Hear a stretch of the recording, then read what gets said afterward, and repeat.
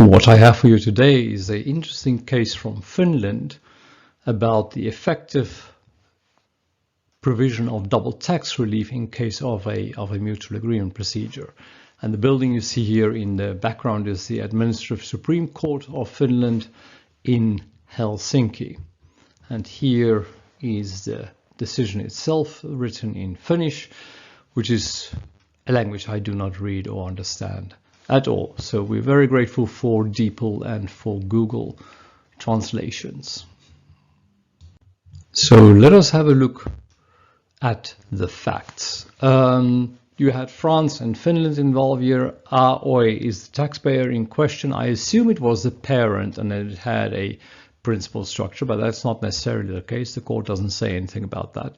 And then you can see there were Finnish group companies and there was a French company, right? So AOI made a profit of 33 million euros, and it then transferred or contributed that profit to its Finnish group companies. And it's a form of double tax relief that you have in Finland, where profitable companies can reduce their taxable income to zero by giving their profits to loss-making companies, so those companies can use the profits, and you get this national double tax relief between the companies. So that happened, and in Finland, if I understand the law correctly at the time, you couldn't give more profit than you made, which seemed obvious. But then in 2015, France made a transfer pricing adjustment between France and Frenchco and AOI, and increased the French company's taxable amount by 656,000 euros.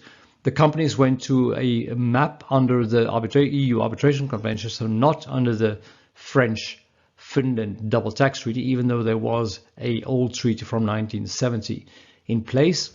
And the competent authorities agreed that Finland should make a compensating adjustment. So what happened was that AOI got a decision that reduced its taxable income by this 656,000 euros, but it didn't get a loss carry forward on that, right? So the question here was, well, what should AOI's taxable income for 2010 be? Should it be zero or should it be minus 656? And now the issue, as I understand it here, is that Finnish law says you can't give more profits away than what you've actually made. And AOI already gave away 33 million in 2010, and you know, so something had to give somewhere. And what the Finnish tax authorities did is they said, okay, so you know, we'll adjust your losses, but you cannot use those losses because you never could have made this full transfer of 330,500,000 profits that you did in 2010. So effectively, we got no double tax relief. So it went to the tax board, or the tax adjustment board in 2000.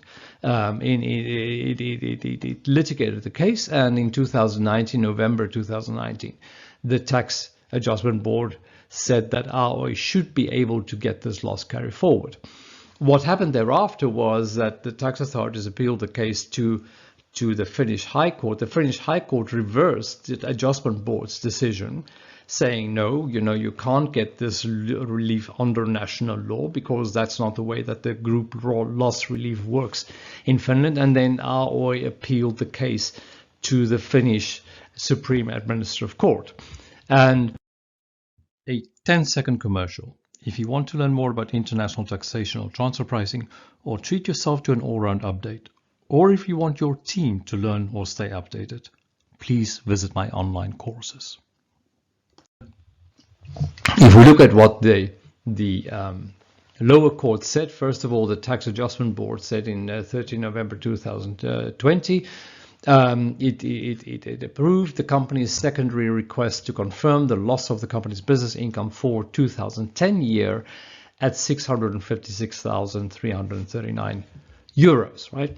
But then you get the administrative court, and the administrative court upheld the taxpayers' rights enforcement unit, well, I guess that's the tax authorities, and annulled the decision of the tax adjustment board, saying, no, you can't get this deduction, right? And the court argued, they said, The administrative court stated that the counterclaim by the competent Finnish authority, so because they appealed this, the tax board decision, was made in accordance with Article 14A of the EC Arbitration Convention, right?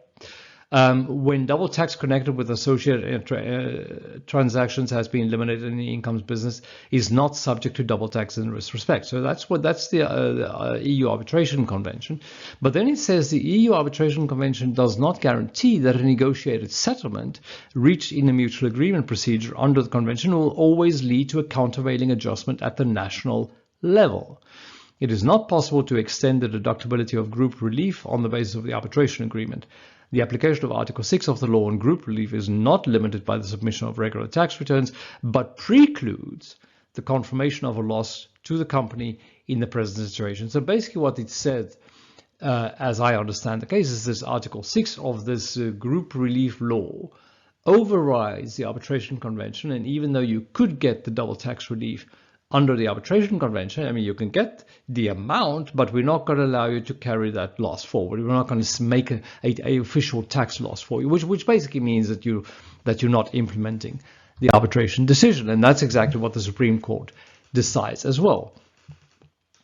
It says, before the entry into force of the Act on Procedure for Settlement of International Tax Disputes, the negotiated results from mutual agreement procedure under the tax treaty could have been enforced in accordance with the relief of Section 89, right? However, the present case does not involve a mutual agreement under a tax treaty, and no tax has been levied on the company which could be relieved. And that's true because they already had zero, so there was no tax. So what they couldn't get was a loss carry forward, right? And it's also true that the EU Arbitration Convention is not a tax treaty, right? So the law has been written without considering the Finnish law, without considering the EU Arbitration Convention, which is a little strange. And then the Supreme Court goes on to say, according to Article 14A of the Arbitration Convention, double taxation is deemed to be eliminated if income is included in the calculation of taxable income of only one state, right? And here it is effectively included in income of two states. So since the wording of the Arbitration Convention provides that inclusion of income is to be considered on a state-by-state basis, this is a very interesting point from this court decision. It's considered on a state-by-state basis and not a company-by-company basis. The analysis must take into account the effects of any group tax system applicable in the state eliminating double taxation. In the case of Finland, this means taking into account the effects of the group relief system, right? And then the court comes to the conclusion. It says the amount of 656,000 euros in question has been included in the calculation of taxable income in France. If the loss of 656,000 is not confirmed for AOI, and if the tax of the other domestic group company that received the amount received the group grant in 2010 is neither relieved nor corrected, the said amount of 656,000 euro will also be included in Finland for the calculation of the taxable income. In such a situation, double taxation has not been eliminated within the meaning of Article 14A. And what the court raises here is, they say that Finland as a country needs to relieve double tax. We don't care whether you do it at the level of AOI or whether you do it at the level of the company to whom AOI transferred this initial 33.5 million euros by either saying, we will give you an additional deduction of 656, so we only tax you for 33 million, not for 33.5 million, or by saying, no, you actually only should have gotten, 32.9 million euros, and the other half million, the 656,000 amount, we will allocate to AOI and not tax them. Something like that should have happened, right? And the court concludes and says the decision of the administrative court must therefore be annulled and the decision of the tax adjustment board must be upheld. I think it's a very interesting case, and it raises a number of points. Just to look at the EU Arbitration Convention. So here you can see this is the consolidated version from 2014. It says, Article 14, for the purpose of this convention, the double tax of profits shall be regarded as eliminated if either the profits are included in the computation of taxable profits in only one state, or the tax chargeable on those profits in one state is reduced by an amount equal to the tax chargeable on them in the other. So more or less the same thing, right? But now if you look at the OECD Model Tax Convention, Article 25, it doesn't have a similar clause, because paragraph 2, which is as close as we get, I think, says the competent authority shall endeavor if it is not itself able to arrive at a satisfactory solution to resolve the case by mutual agreement with the competent authority of the other contracting state, any agreement reached shall be implemented notwithstanding any time limits, right? And here, what you need to do is you need to avoid double tax, which is in the part that's not highlighted here, but it doesn't say whether that double tax must be avoided at the taxpayer level or at the country level, right? Which is a very interesting difference between the EU and the OECD Model Convention. I looked in the commentaries of Article 25 whether I could find any indication that the double tax relief should be applied on a country basis rather than a taxpayer basis. I could not find anything. If anyone else knows of a relevant text, please let me know. But to finalize with a couple of comments. The first is, the question, why did the taxpayer do this decision under the Arbitration Convention and not under the Finnish-French treaty? There has been a treaty. It was in place. Yes, it was from 1970, so it was a little outdated. I don't know if that is the reason why they decided not to go for the treaty. Maybe they foresee this thing that, the Arbitration Convention covers a countrywide basis, not a taxpayer basis, which would have been very good of whoever have spotted that. But that is one question, right? Another one is that even though the Supreme Court very clearly decides, that the Arbitration Convention overrides national law, and it overrides all national law, not just the Income Tax Act, it doesn't mention anything about a hierarchy between national law and treaties. And there's no referral to the European Court of Justice or the Court of Justice of the EU. Because this is the Arbitration Convention, and this is an interpretation of the Arbitration Convention saying that, it covers everything and must be effectuated in substance and not only in form, right? But it is, the outcome is fine. I'm sure the taxpayer is not going to complain about that, and it's unlikely that tax authorities will take Finland to court for not taking the case to the Court of Justice of the EU.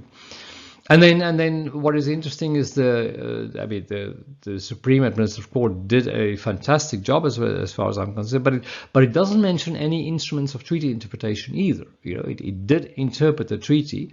Maybe, it could have said, under the Vienna Convention on the Law of Treaties, the wording of Article 14 is so clear that it is obvious that you must give double tax relief effectively and not just in form. But the court doesn't mention that, and then obviously this point about giving tax relief by country rather than by a company is an interesting one, and one could ask whether the same result would have been achieved under a OECD style double tax convention. Because one could imagine that the OECD approach would be a little more formalistic, and we know that EU law is very much over substance over form. So the court has time and time again said, we don't care about the wording of law. We want to see what the actual effects of the law is. In this particular case, the actual effect was to negate the Arbitration Convention, and therefore the national law had to be set aside. I thought this was an interesting case. Please let me know what you think, and if you have any suggestions for similar cases dealing with the actual implementation of MAP decisions into international law, let me know. Till next time, bye for now.